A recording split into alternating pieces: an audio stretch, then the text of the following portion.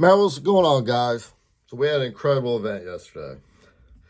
Before I talk about it, let me start off saying East versus West is hands down the greatest promotion organization arm wrestling's ever had. They must, in my opinion, change this one rule. The intentional fouling, when you get put into a compromised position, takes away from the integrity of the match, in my opinion. And it's not just one match every now and then. It's almost every single match.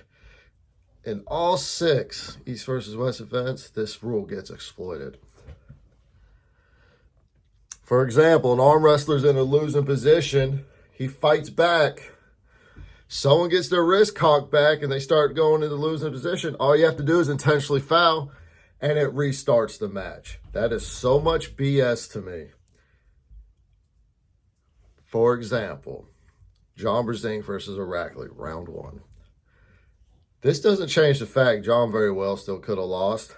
But what it does, in my opinion, affect is you get someone like John who's an old man. He doesn't have the endurance. If every time Armwrestling gets put into an losing position and he intentionally fouls to restart the match because he knows he's about to lose, it's using up that much more of John Brzenk's energy.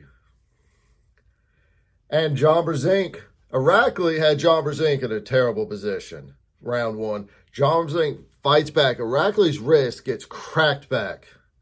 And Armwrestling just lifts his elbow up to get the match restarted. I think that is so much bullshit. And it takes away from the match. And you can hear John. He goes, "No!" or whatever the fuck he said.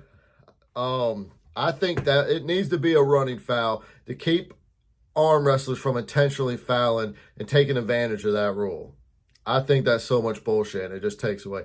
And the East and the West, arm wrestlers from both sides exploit this. It isn't just one side doing it or whatever. Both sides exploit it, and I think it's BS. I think that rule needs to change. It needs to be a running foul. That way the match still goes, and the guy who's fought to get their opponent into the position they're in can keep fighting and potentially get a pin, instead of that opponent always intentionally fouling to get out of that crappy situation.